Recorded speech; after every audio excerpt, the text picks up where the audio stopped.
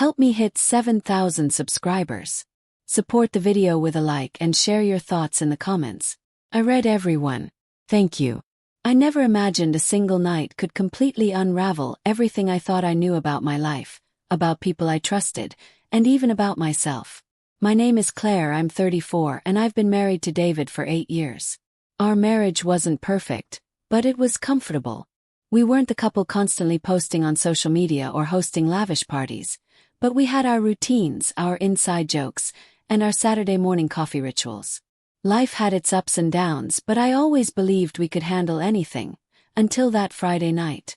The party was for David's colleague, Ethan, who had recently gotten promoted. The house was full of people from his work, neighbors, and a few friends we had invited. I wasn't particularly close to most of them, but I had worn my favorite dress, done my hair, and even bought a little gift for the host. I wanted the night to be pleasant. A simple evening of laughter, wine, and background music. That was all I expected. David and I were mingling near the dining table, chatting with a few colleagues about projects and weekend plans, when suddenly the atmosphere shifted. I didn't hear the exact words at first, just the slap, sharp, loud, and unmistakable. My heart stopped. My body froze. The sound of someone striking someone else in a room filled with polite chatter is something I will never forget. I turned, my stomach dropping, and saw Ethan standing rigid, his hand in the air, his face twisted in anger. And there in front of the room was David, stunned, his cheek reddening from the blow, eyes wide, mouth half open as if trying to speak but finding no words. The crowd went silent.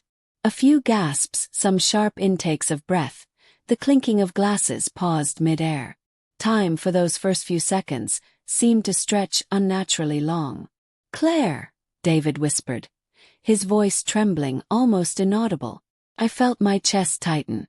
My hands were shaking slightly as I stepped closer to him, instinctively wanting to shield him, to make the world stop being so cruel in that instant.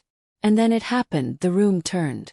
Slowly, almost like a tide rolling in, all the attention shifted.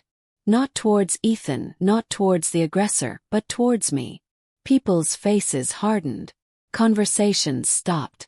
Their eyes weren't just staring, they were judging. A mixture of disbelief, accusation, and confusion washed over them. And in that moment, I realized something that chilled me more than the slap ever could. Everyone assumed I had caused this. Everyone assumed I had instigated it. It started with Melissa, one of David's co-workers. "Claire, what did you say to him?" she asked, voice sharp, eyebrows raised. I shook my head, trying to steady my voice. "I didn't say anything," I managed, my words barely above a whisper. But the murmurs didn't stop. A few others began leaning in, curiosity and judgment spilling from their lips. Did she insult him? Was she rude? I saw her glare at him earlier. I could feel my face heating up, my heartbeat echoing in my ears. My mind was spinning. I had no idea what had provoked Ethan. We had been cordial all evening. I hadn't spoken a word that could possibly justify violence. And yet, every pair of eyes in the room seemed to silently scream. She did something to deserve this. David, still reeling from the blow, placed a hand on my shoulder, grounding me. "Claire, it's not your fault," he whispered. But even his voice, meant to comfort, did little to counter the avalanche of whispers and sideways glances. I wanted to shout, to explain, to scream that I was innocent, but the words felt heavy in my throat, useless against the weight of collective assumption. And then came the contrast, the sharp pivot of reality that made my stomach sink even further. Ethan wasn't denying what he had done. He wasn't apologizing. He was standing there, arms crossed, as if the world owed him a favor for expressing his anger. And yet somehow the room, the crowd, had shifted to blame me, the one who had done nothing wrong. I tried to anchor myself, to find clarity in the chaos. I remembered the advice I'd once read in a psychology article. In moments like these, don't justify. Don't fight. Observe. So I observed. I watched the people who had smiled at me moments before, now quietly whispering among themselves. I noted the subtle nods, the sideways glances, the almost imperceptible smirks of those who seemed pleased to see drama unfold. It was surreal, like stepping into someone else's story and realizing you were cast as the villain.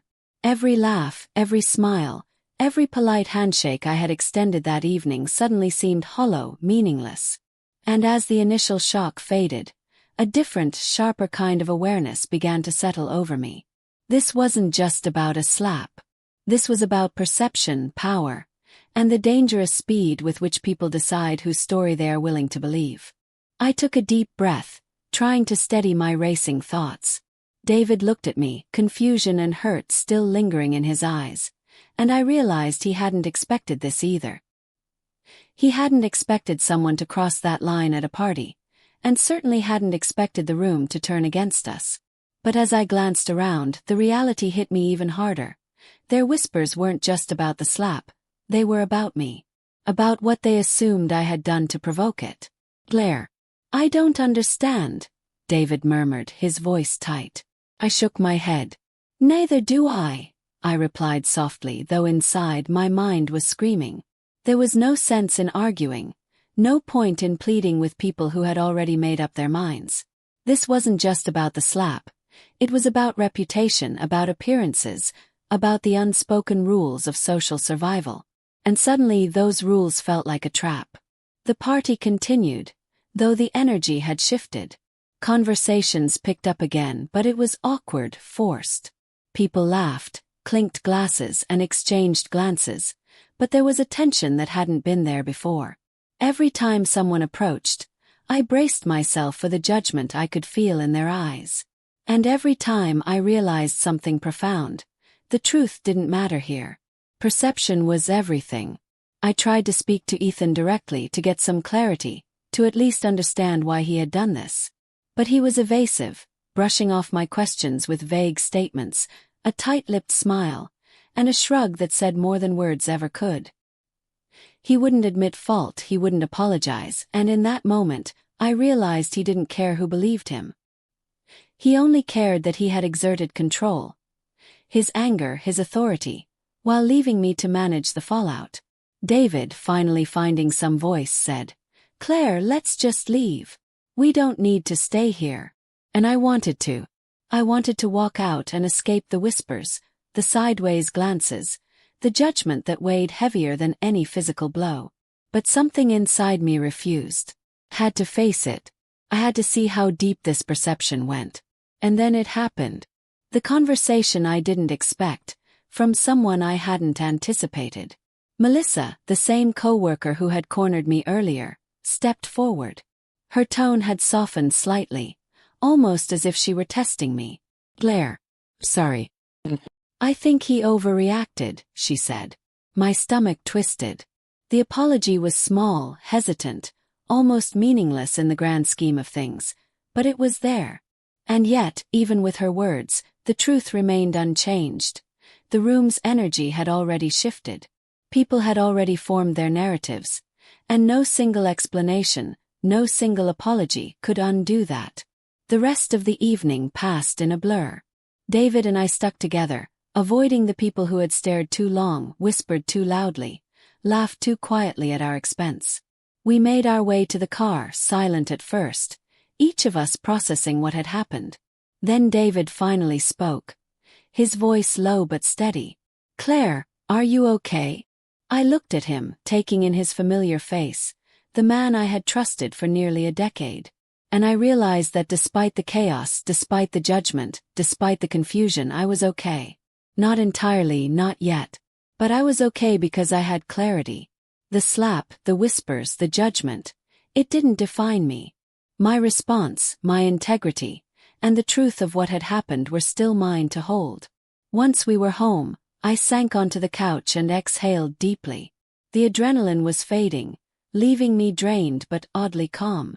I thought about the people at the party, about their assumptions, about the way a single action could twist reality so quickly. And I understood something important. Most people don't see the full story. They see the surface, the headline, the fragment that fits their expectations. And if you allow them to control your narrative, you lose yourself.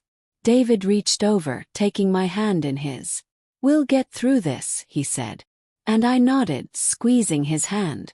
'Cause we would. Not because everyone else at that party would ever understand what happened, but because we had our own truth, and that was stronger than their judgment. In the days that followed, I thought about the party constantly. The slap, the whispers, the sudden shift in perception. It replayed in my mind over and over. And I realized that this night, as painful as it was, taught me more about people than any conversation, book, or lecture ever could.